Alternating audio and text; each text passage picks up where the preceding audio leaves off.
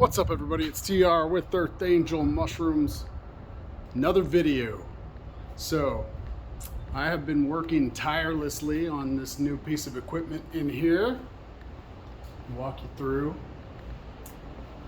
So I'm doing a conversion of a 10-foot shipping container to a sterilizer. I need more capacity.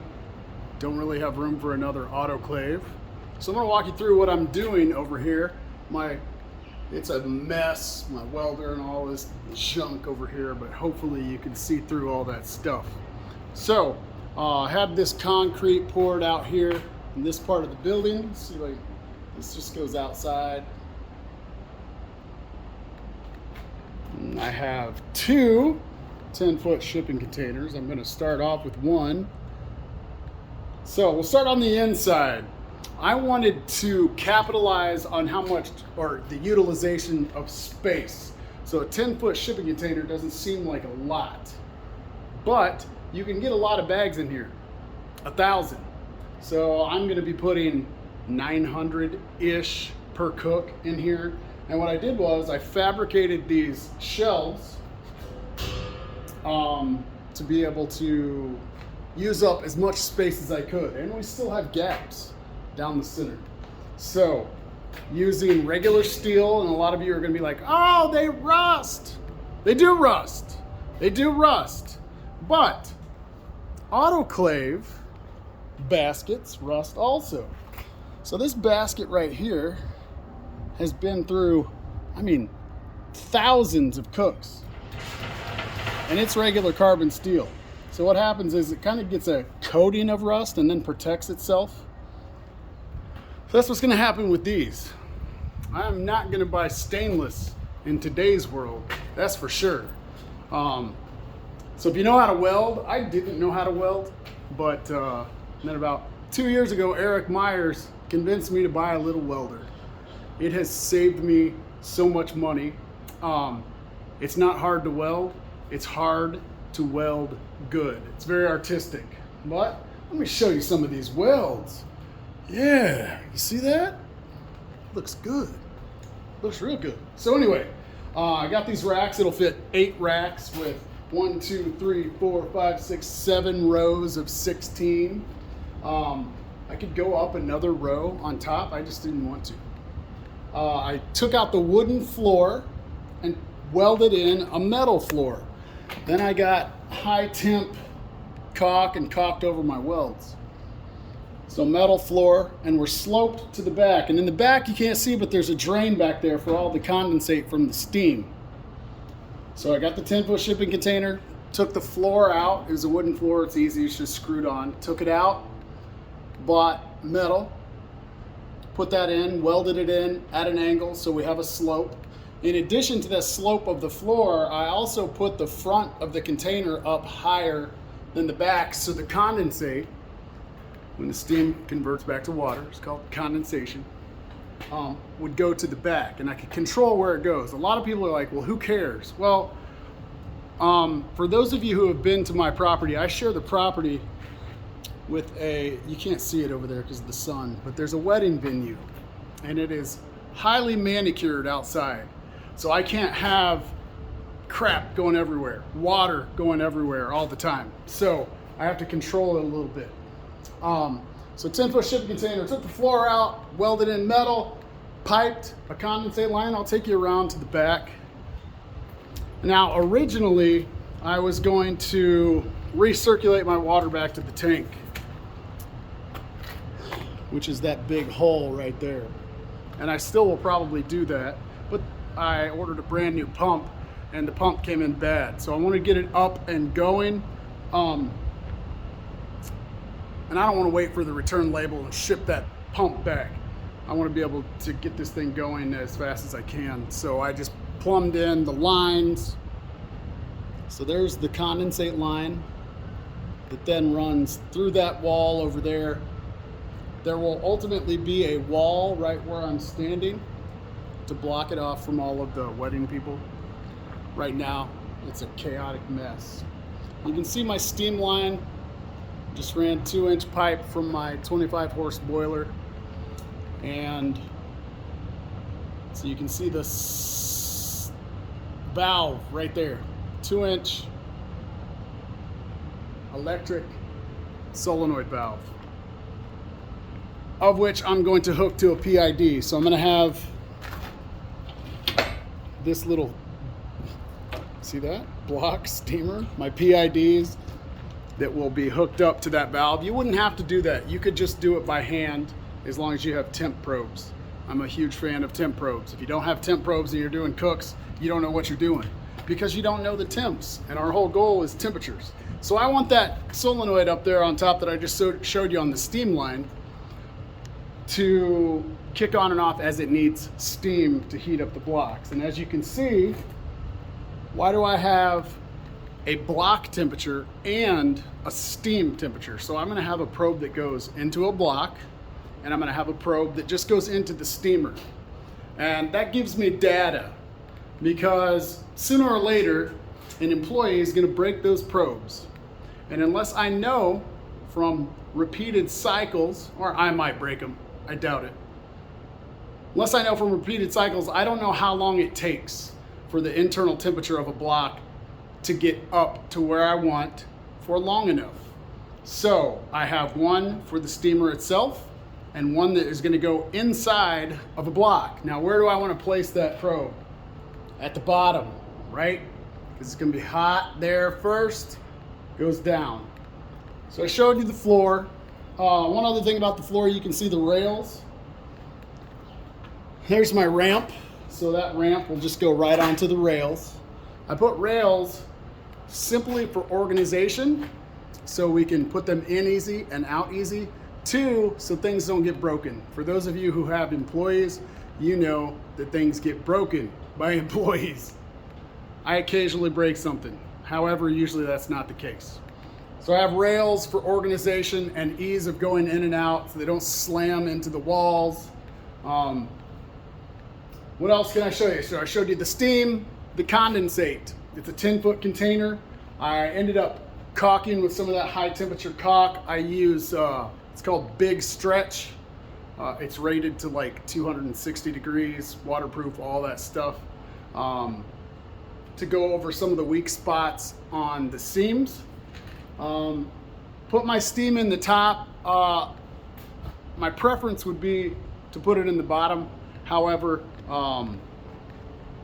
pipe right now is ridiculous to buy pipe. The prices are crazy. So I didn't want to buy, I had a whole bunch of 2-inch pipe. You can see it, where's it at? Right there. Which way am I going? Right here. Goes back to the boiler room. Anyway, I had a bunch of pipe, so I used what I had, and I didn't have enough to get to the ground or to the bottom and then plumb it in. Plus, I don't have a lot of extra space going back that way. Ran an electric line. You can see it up there. Breaker box is over there. I don't know a whole lot about building stuff, electrical. I've learned most of this stuff since I became a mushroom grower. I didn't do any manual labor or trade type labor before mushrooms. But the more you know, the more money you save. And welding specifically it's like 150 bucks an hour. That's one of the reasons I learned to weld. That and Eric got me on board with welding, saying it's not that hard. It's not that hard. It's not that hard. It's hard to make it look good, but not hard to weld. So anyway, went over the steam, went over the floor, went over the rails, went over the racks. You could have these made too. You don't have to weld. Just I wanted to save a whole lot of money because just the metal alone for each of these racks is like, I don't know, 350 bucks or something. And then you tack that $150 an hour for welding on top of that, then you're talking a ton of money for 8 racks. Anyway, again, why I made these racks this size is specifically to capitalize on the space. I don't want to have lots of stuff. I want to have a few things that do a really good job at efficiency. Gaskets. So I fired it up the other day. These gaskets on the side hold, so I don't have to do much work on keeping the steam in over here. Now, one thing I am going to have to adjust is this. This lip is at an angle down. You probably can't see it on the video. Let me get this back here. Can't see it on the video, but this is at an angle down. So when the condensate hits it, it runs towards the bottom. Now there is a gasket on the bottom of the door, but it won't hold the condensate in. It just pours out any little crack because there's a lot of condensate going to the bottom. So what I'm gonna do is I'm gonna put a little flange, just a little piece of metal here, and EPDM gasket material. Or no, it's neoprene on Amazon. It has a sticky back. When I get to the next part of the steamer, I'll show you exactly what I'm talking about. So just a little flange, a little piece of metal that sticks up, that when that door shuts onto it, it's gonna create a gasket and won't allow water or steam out.